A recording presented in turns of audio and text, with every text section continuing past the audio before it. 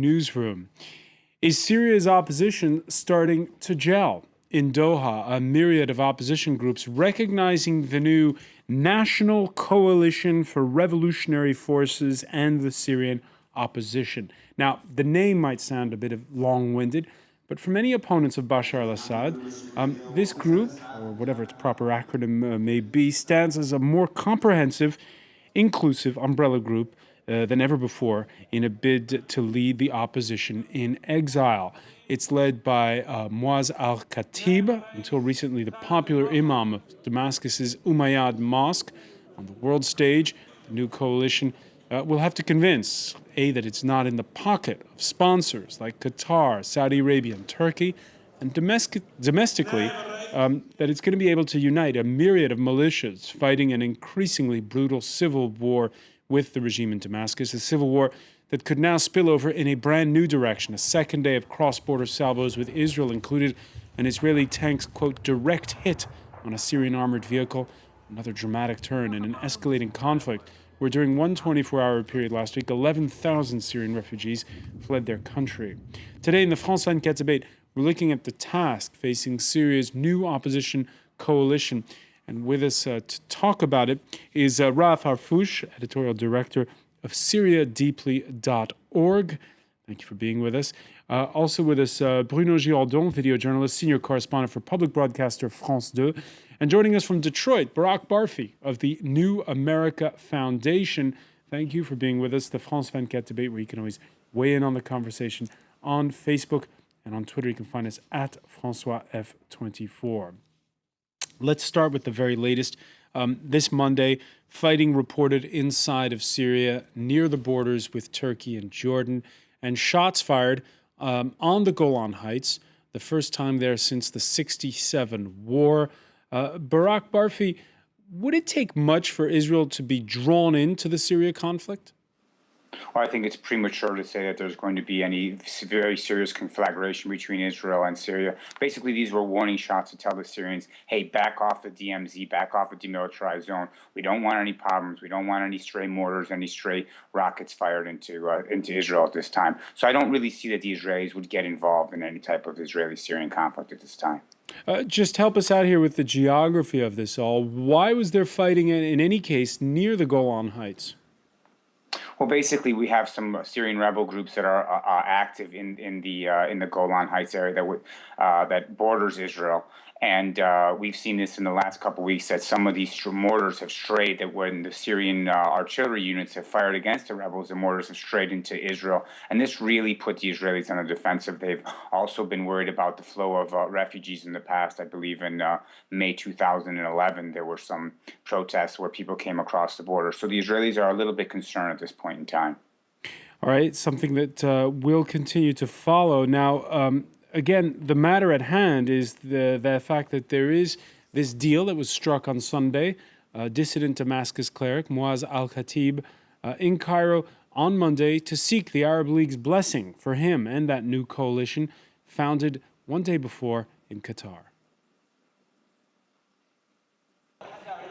The new face of Syrians seeking to topple Bashar al-Assad's regime. Muaz al-Khatib, a cleric who went into exile in July after being jailed several times for supporting the uprising.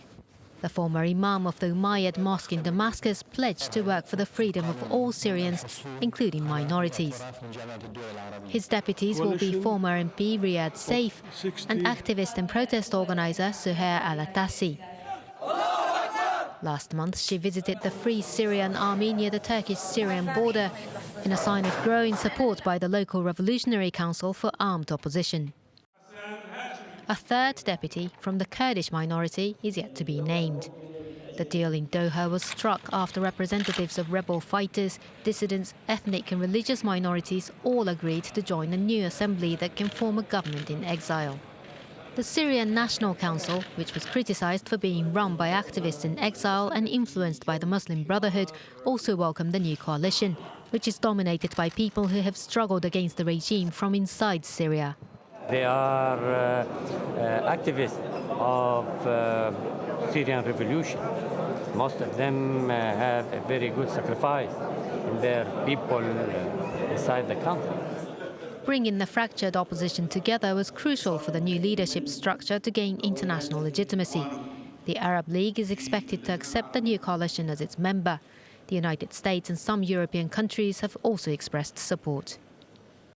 All right, and already, of course, the Gulf states have recognized it. Again, Muaz al-Khatib, 52 years old, the former imam at the Umayyad Mosque in the heart of Damascus. Barak Barfi, is this the guy who can unite Syria's opposition? I don't think so. Muaz is an imam in a mosque. He doesn't really have a lot of political experience. He doesn't know how to build coalitions. He doesn't know how to deal with political problems. This is basically going to be playing the same problems as the Syrian National Congress, the SNC, was playing the interim body set up a while ago. They just don't have the political wherewithal and the technical capacity to move this process forward. There's a lot of infighting. The Islamists have a lot of power. They're not letting the minorities and the women take positions. So I think that the National Coalition is basically going to have the same problems that the SNC did. So why was he picked then? Well, basically, in these situations, you find a compromise candidate that everyone can agree on. And at these early stages, you want someone who's non-threatening, who doesn't have a lot of political aspirations, who doesn't have a political base. And this is basically what you have with a man who was an imam of a mosque. He doesn't have a political base. He doesn't have any political experience. He doesn't have any political aspirations. And that's basically why he's chosen. He's a unifying figure at this point in time. One of the bloggers from our France 24 observers we've been in contact with throughout the conflict in Syria, he goes by the pseudonym of Rami. We called him up earlier from Homs. He told us why he approves the new makeup of the coalition. All activists here welcome this conference. The presence of some individuals is questionable, but most of its members are long-time militants, known for their loyalty and patriotism. Militants who've sacrificed much for this country. Raif Harfouch, in this case, this is somebody who just a few months ago was still in Damascus. The opposition, the umbrella group for the opposition in Syria has been criticized as having dissidents who are out of touch, who've been too long away from the country. Both him and his two deputies were just inside the country recently. So it is a positive step, as was saying Rami in that clip we heard. I mean, it's a very complicated situation. I do think it is a step forward in the sense that the new coalition is broader. It's including, relatively, it's including different people. So at least you're having a much wider viewpoint. The SNC, my personal opinion on that was their influence with the Muslim Brotherhood was something that was of a concern to me, and I know many other people. So at the same time, though, I think I'm echoing the comments of the others that have spoken here in saying that it's a very complicated situation that's coming. You need to unify a lot of the militant forces on the ground. You need to see how you're going to deal with the international community. You need to deal with the incredible civilian fallout in terms of humanitarian aid and some of that things. And I don't know if as a leader, if he has that experience in being able to do so. So I'm very cautiously optimistic, but it's still a very abstract, untested group of people that are working together. And with the precedent of the SNC coming before them and all the infighting that happened there, I guess I'm just waiting to see how it's going to come to play. You say cautiously optimistic. Is it because it is a broader umbrella group this time?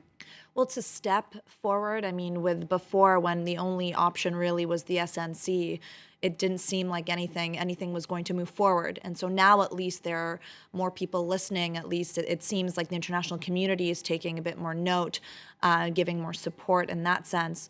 But at the same time, I mean, ultimately, until that situation is established and is figured out, we're just having a lot of abstract conversations. And so I kind of think everyone's in a holding pattern.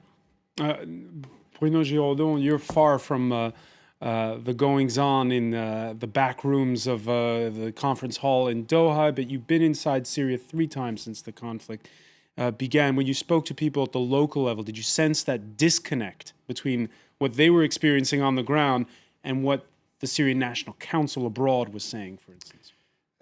These people have to deal with everyday life, bombing, water, electricity, telephone. And I have to say first that the resistance is absolutely remarkable. You know, we're talking from Paris, from outside the country, but the people who are dealing inside the country are doing a remarkable job trying to deal with everyday life, you know, how to get medication, how to flew the bombardment. What was the question again? The question was, when you were speaking with them, did you sense this disconnect? Did they even talk to you about the opposition abroad? What comes regularly in the conversation with the people who are resisting there is, what are you doing for us? You know, and you being the West. How many? Yeah. What is the West doing? Would it take 100,000 of dead people for the West to react? What they claim is, we don't need much. They need anti-aircraft weapons, not many, just to make the difference, because the military situation has been evolving quite rapidly the last months. So they have like everyday questions. They don't see much about the politics. What they want to see is a change on the ground, and for that they need weapons, which we could provide somehow. Weapons which are coming in, Barak Barfi, although it's kind of unclear where they're coming from sometimes and where they're actually going. Well, I wouldn't say that. I was in Syria in September, and we know that these weapons are coming from Qatar and Saudi Arabia, and they're being funneled to people that share the same ideological beliefs that the Saudis and Qataris do. That is the Muslim Brotherhood, the Islamists, and some people that are more to the right of them and more extremists, such as possibly some foreign jihadists. So this is a problem. And what tangible evidence of that did you see? Well, I spoke to a number of people that said to me that the Syrians inside that said the people that are getting the weapons are people. Basically, what happens is the Qataris and the Saudis Skype with these people. They're looking for certain physical characteristics, long beards, people that are praying, people that are pious. These are the people that they're funneling the weapons to. They're not funneling the weapons. They never funnel the weapons through the SNC. We saw the same thing in Libya with the National Transitional Council, the NTC. The Qataris did not funnel the weapons to the NTC. They funnel them to the militias, the Islamist militias, and we're basically seeing a redux of that with the Qataris in Syria. Bruno Giraudot, you covered the conflict in Libya. Is that a familiar tale? Yeah, the thing is, I don't see, you know, it took 15 years for the Americans to track the stingers they gave to the Taliban during the war in Afghanistan. But I see that more, that wouldn't happen there. It would take 20 to 30 missiles launcher to make a difference with the planes. That's the problem at the moment. The air superiority of the regime in Damascus. Yeah, that's all what it is about. I don't see. I see the question about the weapons for the West a reason not to act for the moment.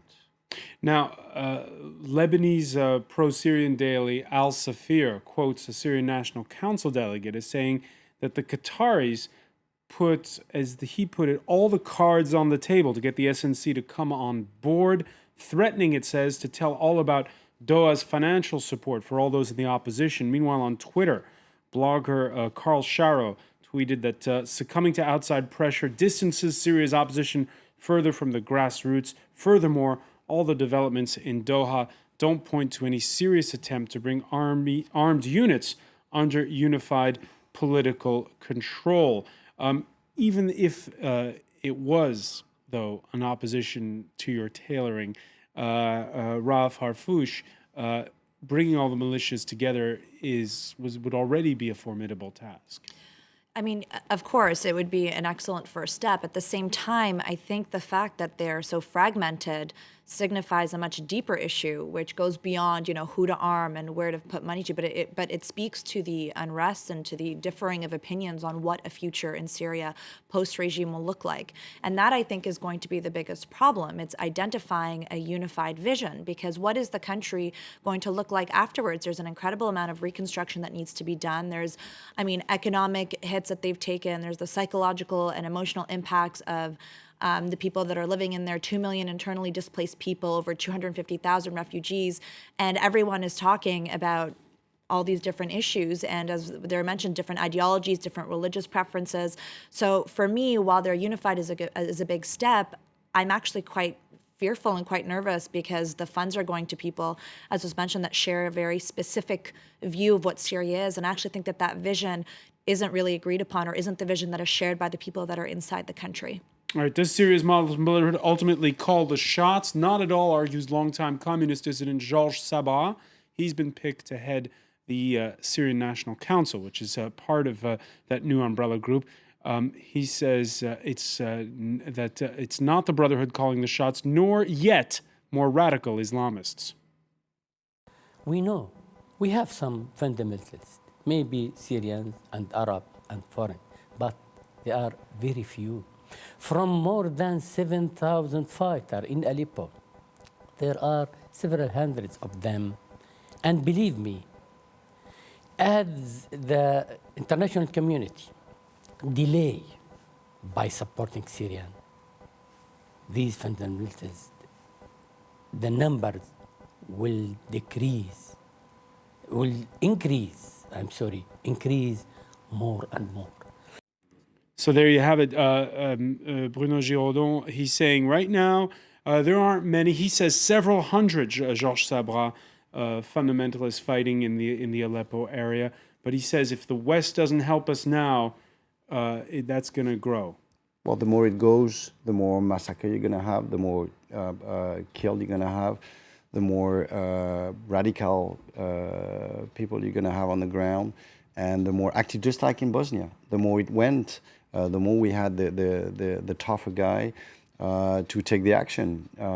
Is this what we want there? I would say a little bit more than a few hundreds fighters, but they're making the difference at the moment. These are the people who are making the difference in fighting. I wouldn't put the fear of Islamism, extremist Islamism, in front of everything on any discussion about Syria. Now we need action to stop the massacres. That's what we need. All right, we're gonna look at the West's reaction so far and what the West is going to do when we come back. You're watching the France 24 debate.